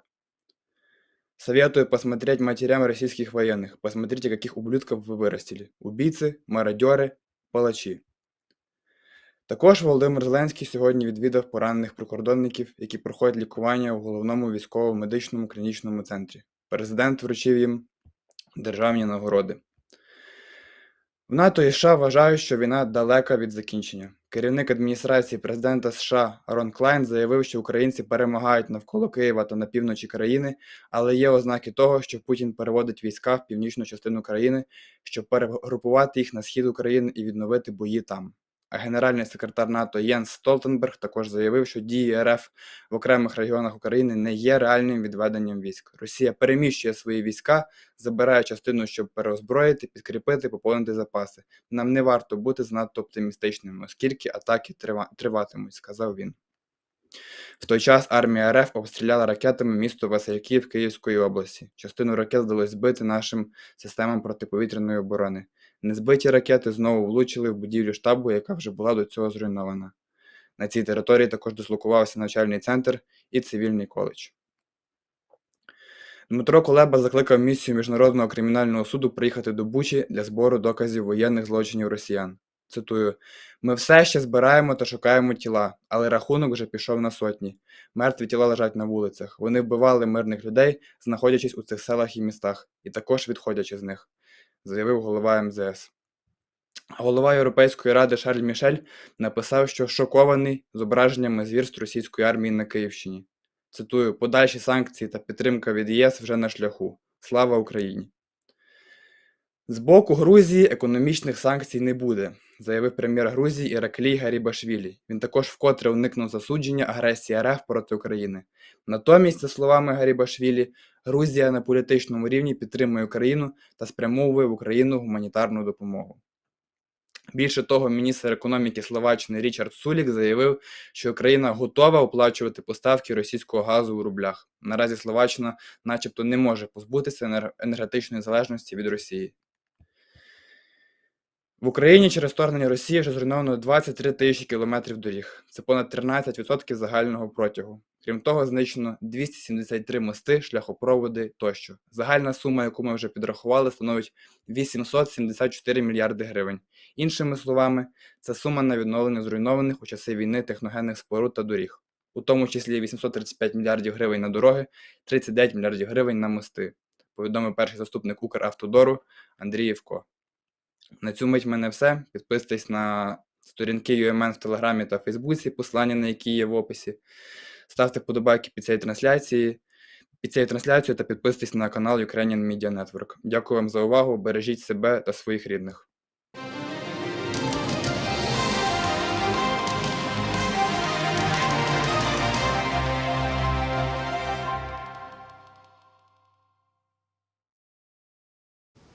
Отакі справи. Бач, про Європу поговорила. Європа, що називається, слабка напередок. Ну, тобто якось не дуже впевнено. І знову deeply concerned. І, ну, це все слухайте, у нас є наша країна, є наше військо, в нього треба вірити, його підтримувати. Вон там от QR-код, підтримувати наше військо.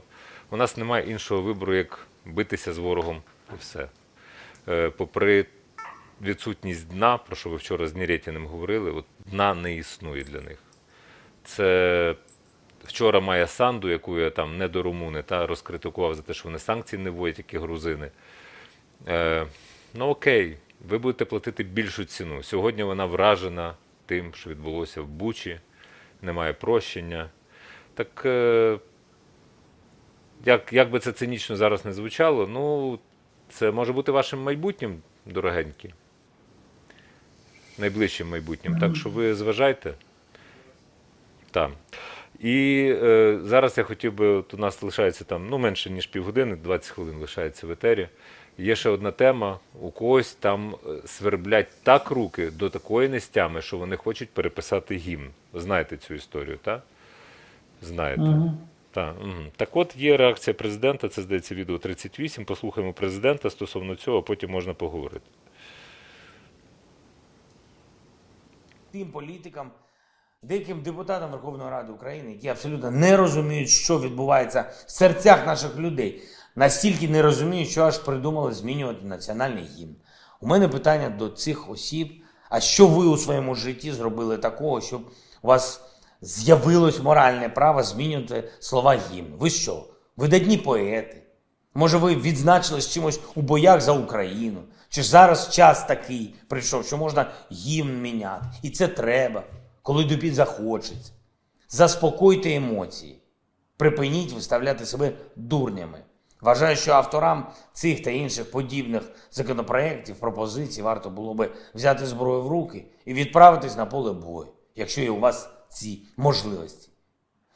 Лише там щось зрозумієте. І навіть якщо випадково за щось подібне проголосують, все одно мого підпису під такими законопроектами не буде. Не витрачайте час. Так, дякуємо. Ну, Дякуємо Вові. Я дякую Вові. Так, тільки одна хвилинка буквально. Так, будь ласка. Я розумію, що при всій зараз консолідації навколо президента, ну хочу сказати, шановний Володимир Олександровичу, так а хто ж, блядь, цих депутатів до себе в Верховну Раду взяв? Ну хто ж їх протягнув сюди на своєму рейтинзі? Слуга щоб народу. тепер зараз заявляти, що і там якось їх повчати. Excuse me. Ти правильно все сказав, але це депутати від «Слуги народу». Георгій Мазурашу та Іван Юнаков. Пацани, ви їбанулись? Пацани хайпляться. Та йдуть вони в сраку зі своїм хайпом. Зрозуміло. Чуєш, вони гімн я тут сидю, значить, розказую, що треба відтворити нормальний гімн, повернути стару версію 2003 року, яку поміняли, обрізали, лишили один куплет і приспів. Там 3 куплети було як мінімум. Так, там йдеться від Сяну до Дону, так, це незручно для когось, неприємно, але це український гімн. А ще краще повернутися до першопочаткового варіанту, який був написаний. І обидва автори в Борисполі. І Вербицький, і Чубинський. А ці руки, знаєш, у них щось там, я не знаю. Ідіть подручіть, пацани, у вас займіть руки чимось іншим. Не треба цього робити, будь ласка. Зараз я тут їх загуглю, бо я не дивився на їхні мармизи. Не забувайте ставити вподобайки, підписуватися на канал. Я забуваю про це нагадувати, але ви маєте про це пам'ятати. Не забувайте так само кидати гроші необхідним людям у Харкові, зокрема Харків-help.com. Будь ласка, туди. Там є всі реквізити. Льоха Масло каже, що люди на селі голодні на Харківщині, і він буде розвозити їжу. Киньте гроші по Україні, SWIFT, PayPal, крипто, будь ласка, в будь-який спосіб. Так само там Тарас Токар збирав на Бандеромобіль. Це має бути в описі під цим відео. І тепер, що я тепер хотів знайти Мазурашу і Іван Юнаков. А поки нам розкаже про своє ставлення до цих персонажів Андрій Зеленський. А яке ставлення? Що ти від мене хочеш почути? Я хочу від тебе почути відвертість повну і сказати, як бити лінійкою по руках цих хлопчиків. Ну слухай, це ж не справа митця насправді. Ти до порядку денного хочеш, тобто я ж мистецтвом займаюся, а там конкретних долбойовів. Як ви некрасиво кажете, от Мазурашу в своїй...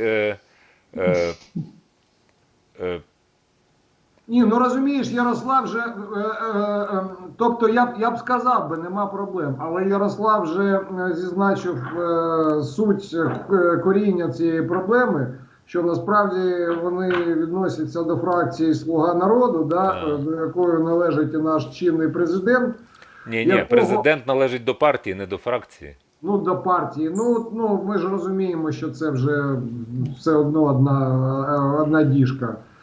А ми ж і домовилися, чи якщо не домовлялися, то я особисто притримуюсь того, що під час воєнного стану ми нашого президента так доволі обережно. Ні, так треба подивитися на обличчя цих людей. Слухай, Та навіщо? Мені не треба, окей, я тоді скажу так, мені як митцю не треба дивитися на обличчя людей, які цю фігню запропонували, бо я по цій фігні доволі добре уявляю собі, як виглядають їх обличчя. Та я ж уже підготувався, у мене все готове. Так, показуй.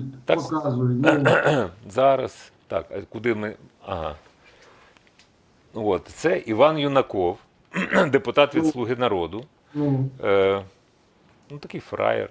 А я завжди казав, що Вов, будь уважний, Зеленському, Вов, будь уважний до свого оточення, до своєї партії. Нема гірших ворогів, ніж твої оці співпартійці, які порють хуйню повну. Та? І Юнаков, йому не йметься, йому хочеться новий гімн. Він такий котик, блядь, вже нема. Котика вже нема. І це Сергій Мазурашу. Ще один котик. Що у вас свербить, причому не буду брехати, що читаю всі, він тут з Зеленським фотографується. Кон'юнктурники такі, знаєш, пацани. Там рахували дні, коли Шуфрича не пиздили, так що ви будете подібною херньою страдати, то ми будемо рахувати дні, коли вас не пиздили. Тому що під час війни такі речі недопустимі і не лише під час війни. На що ви засіхаєте? На гімн України? А ви хто? Я перепрошую. Мазурашу і Юнаков. Ви хто? А з іншого боку, я цілком підтримую твою пропозицію, бо, якнайменш, мені не вистачає одного куплету. Мені завжди не вистачає одного куплету. Мені замало. Там 3 куплети до 2003 року були. Так, я ж кажу, що я хочу більше. Першопочаткова версія гімну «Ще не вмерла Україна», воно так і було в оригіналі. Ніяке не «и» в кінці. «Ще не вмерли України». Це, між іншим, пропонували ті, що називаються партія регіонів і ОПЗЗшники, Україна що, має померти, давайте ще не вмерли України, ні слава, ні воля. Це девіація, в принципі. І треба повернути просто «ще не вмерла Україна», це як мінімум. Як максимум, середня позиція, повернути ті куплети, які відрізали в 2003 році. Хто був президентом у 2003 році? Хто? Кучма? Кучма, так. Леонід Данілович, ідіть нахуй. Так от, і в принципі повернути куплети там ще 2 куплети, бо вони, вибачте, незручні для москалів і поляків. Поляки нас зрозуміють, повірте. Ми з ними швидше знайдемо спільну мову, з москалями ніколи. От, але в принципі, там гімн, він складався з 5 куплетів і приспіву. Так що тут треба якось повертатися до перших джерел, і гімн, незважаючи на те, що там деякі речі будуть виглядати і звучати дивними. Бо це наш гімн, який так став не лише символом, це такий потужна пісня, яку тепер співає весь світ. Правда ж? Правда. То чого соромитися? Я просто не розумію. І червону калину, гімн УПА. Тепер знають, окей. У поляків тепер не буде, я думаю, питань до червоно-чорного прапора, так? Ми якось розберемося вже потім, після війни, щоб не розводити Питання зараз не тільки речі. в поляках. Мене особливо дуже Ізраїль тепер от позиція, тому що коли будь-яка подія в Україні пов'язана з якимось історичним контекстом, і в нас відразу позиція Ізраїлю. І тепер от після позиції Ізраїлю по цій війні ми раз і назавжди повинні засунути позицію Ізраїлю там, де їм місце, самому ж владному Ізраїлю. Моя суб'єктивна, як то кажуть. Я тоді ще додам, що, ну так, щоб трішки не те, щоб позитивчику, а рівноваги. От тут згадував ти, Ярик, частну компанію, яка може придбати літак. То от я хочу звернути вашу увагу, це я і до цього кажу, і ще так певним чином продовжую те, про що казав сьогодні Ден Борисович у денному етері. На мій погляд, і я це зазначив ще до початку вторгнення, десь там 22-го я суспільно це сказав, що можна побачити, що є різниця. Ден Борисович дивувався цьому феномену, а мене він не дивує, бо я його передбачав. Різниця між політиками та бізнесом. Тобто бізнес зараз, якого не примушують, європейський там і світовий бізнес, якого не примушують впроваджувати якісь санкції, він насправді робить багато чого і постійно навіть випереджає політиків. І на мій погляд, у цьому нічого дивного нема, це природньо, бо, по-перше, да, це люди. По-друге, є маркетинг, і просто бізнес більш чутливий, ніж політики до своїх виборців, він більш чутливий до трендів. І користуючись нагодою, якщо вже я сам її собі надав, я хочу звернути увагу на ще такий момент, на цей момент ще ніхто увагу не звертав, на те, що гнобити кацапню стає моральним. І на нашому боці, це дуже рідко так буває, щоб на боці добра були якісь потвори, але усякі наперсточники від бізнесу, усіякі шахраї, які нещодавно ще співпрацьовували з Рашкою суто з меркантильних зображень, починають розуміти, що набагато вигідніше зараз працювати на цьому тренді. І я прогнозую, і я вже навіть бачу, що це як тому, що не треба витрачати зайвий час і зайву енергію, власне, на те, щоб там скаржитися на політиків. Зверніть увагу, от просто якщо вам хочеться якогось позитиву, конструктивного, зверніть увагу на бізнес. Зверніть увагу на бізнес, прислухайтесь до оцих от таємних поставок, бо вони існують. Я не військовий і мене ніхто не уповноважував, але якщо я прислухаюся, я чую деякий гуркіт, я вам скажу. Я чую його з 24 числа. Андрій, справа в тому, що такі прецеденти були, коли в приватний спосіб, в обхід санкцій під час Югославської війни купувалася необхідна зброя. там якою стороною, сербами чи хорватами. Я ж так обережненько про це Я й кажу, що вони можуть купити Да, все, да. І що я просто к тому, що Ярослав начебто мріяв і задавав питання, а хто це купить цей літак, а я так обережно кажу, що не треба пригортати увагу до цього питання. Ну, як мінімум, це може зробити власник розбомбленого Кременчуцького нафтопереробного заводу. Наприклад. Але Тому він що- цього не робив. І робити Тому не що йому ж треба розібратися тепер з ворогом. Да. Типа, кофі йдеш піть? Да. Бо нас і в Белгороді нема, і на нас нема нас там. Да. Погана новина, що Чернігів знищений на 70%, але він звільнений, кажуть, я не знаю. Але ворог на відстані 1,5 години, про це говорить мер міста. Так, що ще у нас? Країни Балтії відмовились від закупівель газу в Російській Федерації. Хто б сумнівався. Летова без суверенітеті, Летова без отойтись. Що? Знаєте? Не знаєте. Я знаю литовську, навіть на такому базовому рівні. Називається Литва без суверенітету, Литва без майбутнього. От. І ще я знаю литовську, а це пройшов ашня супранту літувішкай. Я перепрошую, я не розумію литовську і не говорю нею. Так от, тепер перейдемо до вже завершення нашого марафону. Ярослав нас відбув як такий, він боронив наш, так би мовити, периметр. Ні, я до тебе дуже позитивно ставлюся. Ярик, ти так... Ні, ну слухай, так якщо смалиш. ти передивишся це, я думаю, що, можливо, трішки менше, ніж ви говорили. Ти ж говорив. Я жартую. Я намагаюся жартувати, тому що треба зберігати все ж таки і гумор в порядку, тобто чистити цю зброю. Ви там з Нєретіним вчора так смалили, я просто фантастично задоволений. І з Аленою теж. Тобто це те, що треба передивитися. Це ж випадковості, ніхто не знав, що ви знайдете спільну мову там, знаєш, і будете шарашити.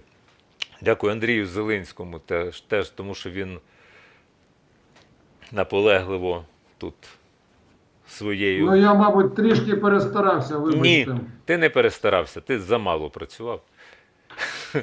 Ну, тоді запрошуйте ще. Та буду, бо планувалися лише ми з Журавлем, а я тебе запросив на ефір. Алену запрошував, а наш координатор сказав, ти що, чувак, вона хотіла вихідний з дитиною погуляти, і я дав задню. І я кажу, слухаюсь. Тобто, в принципі, тут все гаразд. Алена нехай з малою, з Манькою піде погуляє, це все правильно. Я за Олену сьогодні відбув. Тут ніхто не відбуває, це нормальна наша робота, у нас немає іншого виходу, ніж ефірити людям це повідомляти і тримати стрій цей. Це дуже важлива штука. Звісно, я ж таке. Ярославе, вибач, з днем народження тебе. Та все нормально, дякую. Між іншим, ти днюха сьогодні. Ну це ти дав, оце ти дав. Треба їхати в Полтаву, тільки не сьогодні. Ти вже чекаєш, що ти вже вибрав, що ти мені подаруєш? Я знайду. Що ти мені подаруєш? Отак от. Не виділуйся, коротше. Я подарую. Я хочу на рибалку на Ворсклу, на риболовлю. От. І тут мене поправляють, що червона калина – це не гімн УПА. Ну окей, але один з гімнів упа нехай буде так.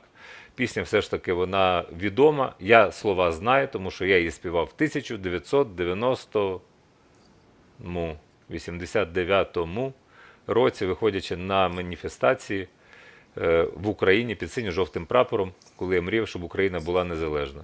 Я такий старенький вже, Ярик. І ми піднімали прапор. І ми брали участь в тому, щоб підняти прапор над Полтавською міськрадою, поставили його біля фонтану, біля кінотеатру Котляревського в результаті. Але тепер він майорить над міськрадою і всюди по Україні. І це наша гордість, тому що ми, українці, у нас іншого прапора бути не може, іншого гімна бути не може, незважаючи там на оці девіативи. І наостанок справжній гімн УПА вам в подарунок просто для підняття настрою. Дякую, слава Україні! Героям слава. Героям слава.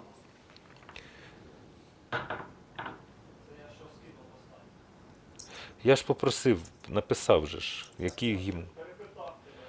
Дім, давай не будемо.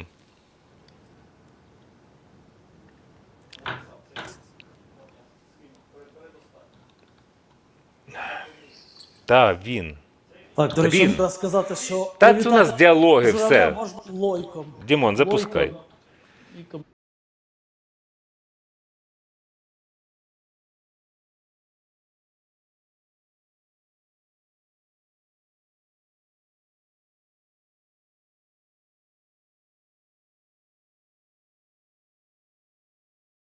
Thank